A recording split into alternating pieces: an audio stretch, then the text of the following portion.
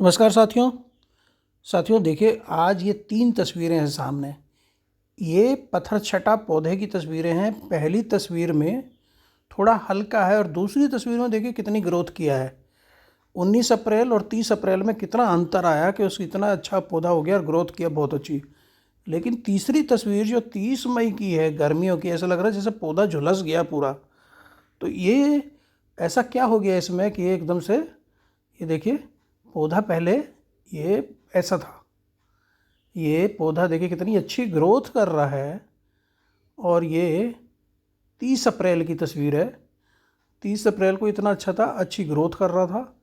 लेकिन कुछ दिन बाद ही, लगभग 30 दिन के बाद ही, ये एकदम मई में, मतलब 30 मई को ये एकदम झुलसा सा हो गया।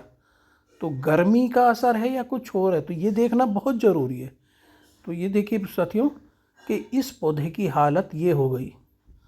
तो देखने से एकदम लग रहा है जैसे गर्मी ने इसको झुलसा दिया। लेकिन ये पौधा गर्मी से नहीं झुलस रहा। जब इसको ध्यान से देखा, क्योंकि इसको तो धूप चाहिए, ब्राइट लाइट चाहिए और खूब सनलाइट चाहिए इस पत्थरचट्टा के पौधे को। क्योंकि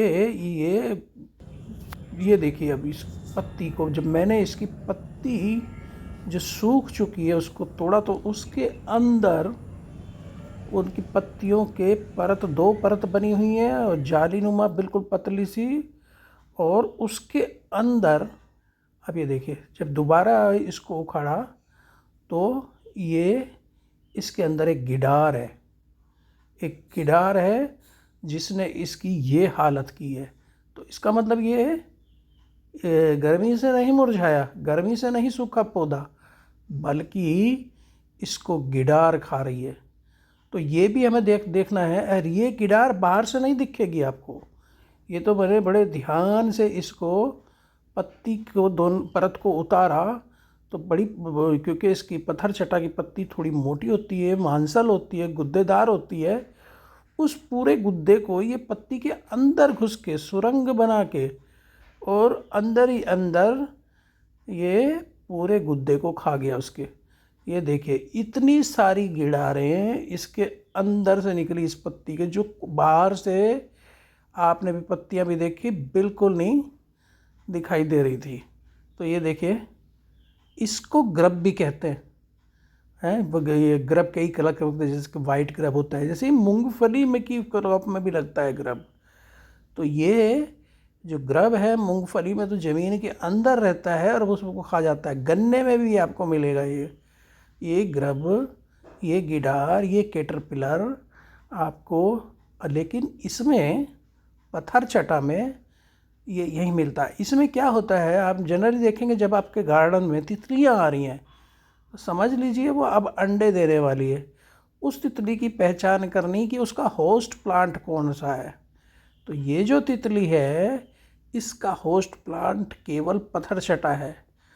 और ये जो मैंने पहली तस्वीर दिखाई थी, तब भी इसने हमला किया था, तो हमने दवाई छिड़क के उसको ख़त्म कर दिया था। लेकिन कुछ दिन बाद, जब 1 महीने ये करीब 10-12 दिन में बहुत ही अच्छा पौधा हो गया था।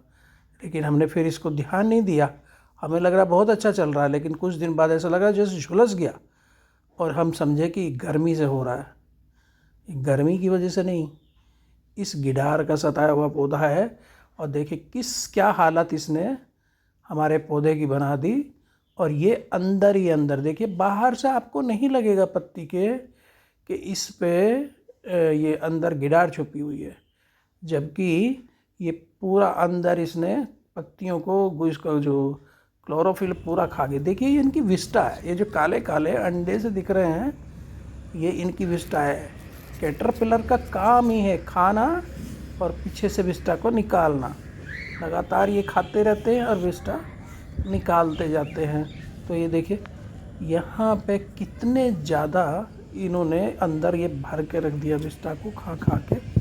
तो ये ऐसी गिडारें इसमें भरी हुई थी पत्ती के अंदर, और बाहर से बिल्कुल नहीं दिख रही थी। बाहर से पत्ती दिख रही थी कि ये गर्मी में झुलस गई है। अब ये जो आप पोर्शन देख रहे हैं पत्ती का जला हुआ, ये एकदम किनारे एकदम जले से लग रहे हैं, ये इसका सब कुछ खा चुकी हैं। इस कीट को कहते हैं रेड पायरो या रेड पायरट बटरफ्लाई। रेड, बड़ी सुंदर सी एक बटरफ्लाई, एक तितली घूमती दिखाई देगी आपको गार्डन में, और वो उसका जो होस्ट प्लांट है वो नेक्टर के लिए, अपने भोजन के लिए तो बाकी फूलों पे घूमेगी, लेकिन अंडे देने के लिए वो पत्थर चटा की तलाश करती है और पत्थर चटा के आसपास ही बाकी फूलों पे मंडराती है और फिर अंडे देती है। सिंगल अंडा देती है किनारे पे पत्ती के, और फिर उस अंडे से ये गिडार निकल के पत्ती के अंदर घुस जाती है और पूरा क्लोरोफिल इसका खा जाती है, और फिर वो प्यूपा के रूप में कन्वर्ट हो जाती है और प्यूपा से फिर तितली बन के इस तरह इसका लाइफ साइकिल चलता रहता है। तो हमें अपने पौधों की, सभी पौधों की निगरानी रखना बहुत ज़रूरी है, अन्यथा हम समझते रहेंगे कि धूप से पौधा झुलस रहा, हम पानी उस पर डालते रहेंगे, पानी देते रहेंगे और ये गिडारें अपना काम करती रहेंगी। तो आज उद्देश्य यही था दिखाने का कि हम इस समय मई में सोचे बैठे हैं पौधों को वो गर्मी से झुलस रहे हैं, तो हमें इनके कीट रोग का भी बहुत ध्यान देना है, और उसका मैंने एक उदाहरण आपको दिखाया। ये देखिए कि इतनी खतरनाक हालत में ये पौधा पहुंचा दिया इन्होंने कि पत्ती उसके ऊपर कोई छोड़ी नहीं, सब खा गई। तो मेडागास्कर का जो पौधा है कलांचो पिन्नाटा, जिसे हम पत्थर चटा भी कहते हैं, औषधीय पौधा है, और इसकी जो दुश्मन है वो भारतीय मूल का कीट लाल पियरोट, जिसको हम कहते हैं एक सुंदर सी तितली है, वो इसकी दुश्मन है, और ये कलांचो पर कहर ढाती है। और वो कहना जैसे सावधानी हटी दुर्घटना कती, तो जरा सी सावधानी हटते ही ये कलांचो या पत्थर चटा की सारी पत्तियों को खा जाता है ये कीट। पत्थर चटा की पत्तियों के नीचे की तरफ, जिससे दिखाई ना दे, ये एक एक करके अंडे देती है, और उस अंडे से 3-4 दिन में जो है ये लार्वा गिडार निकलती है और वो एक माइन बना के अंदर घुस जाती है, क्योंकि इसकी पत्ती मांसल होती है, और उसके अंदर फिर ये मांसल पदार्थ को खाती रहती है, और ये लार्वा 13 से 18 दिन तक केवल खाने का काम करता है, और फिर इसके बाद बाहर निकलता है तो प्यूपा बन जाता है, पीला पीला से प्यूपा इसका बन जाता है, और प्यूपा की स्टेज होती है 7 से 10 दिन, और इस तरह ये इस कीट का पूरा लाइफ साइकिल हो गया 24 से 33 दिन। 24 से 33 दिन में ये पुनः अंडे से लार्वा प्यूपा बनता हुआ फिर तितली बन जाता है। तो इसकी ये लाइफ साइकिल रहती है इस कीट की। ये बहुत ही चालाक कीट है, माइंस के अंदर रहेगा, अंदर अंदर का पदार्थ खाता रहेगा, लेकिन ऊपर और नीचे की परत को नहीं खाएगा, जिससे नहीं तो दिखाई पड़ जाएगा। तो इसलिए ये अंदर ही अंदर माइन बना के अंदर ही अंदर खाता रहता है, और केवल तभी निकलता है जब प्यूपा बनना, या उस पत्ती को खा चुका हो तो दूसरी पत्ती में प्रवेश करने के लिए ये बाहर आता है। और इस पौधे का जो भारतीय लाल पियरोट है, इसका जो साइंटिफिक नाम है वो है टेलिकाडा नाइसियस। जिस एंट्री गेट से ये पत्ती के अंदर घुसता है लार्वा, उस गेट को ये अपने एक्सक्रीटा, अपने विस्टा से एक पाउच नुमा बना के बंद कर देता है, जिससे ये अंदर सुरक्षित रहे। कैटरपिलर के ऊपर सफ़ेद बाल होते हैं और 8 पेयर्स में ब्लैक डॉट्स होते हैं, तो ये इसके पहचान होती है। और हेड इसका तीसरी जो स्टेज होती है, तीसरा स्टार होता है, तीसरे स्टार में जाके इसका हेड दिखना शुरू हो जाता है, और ये बड़ी तेज़ी से खाने वाला कीट है। केवल इसका लार्वा पौधे को नुकसान देता है, क्योंकि ये जो 13 से 18 दिन लार्वा का पीरियड होता है उसमें ये खाता रहता है, बाकी तितली, प्यूपा और किसी स्टेज में ये पौधे को नुकसान नहीं देता है। पत्थर चटा के पौधे को रेड प्योरेट कीट से बचाने के लिए हमें ऑर्गेनिक मेथड अपनाने होंगे, ऑर्गेनिक जो हमारे कीटनाशक हो उनका इस्तेमाल करना, क्योंकि हमारा जो गार्डन होता है उसमें हमें इंसेक्टिसाइड पेस्टिसाइड का इस्तेमाल नहीं करना चाहिए। तो देख रहे हैं, ये मैंने थोड़ी देर के लिए एक ट्रे में रख दिया और इसने फिर एक हॉल बना के इस गिटार ने देखिए कितनी तेज़ी से खा के, और ये इसके अंदर फिर से प्रवेश करने का प्रयास कर रही है।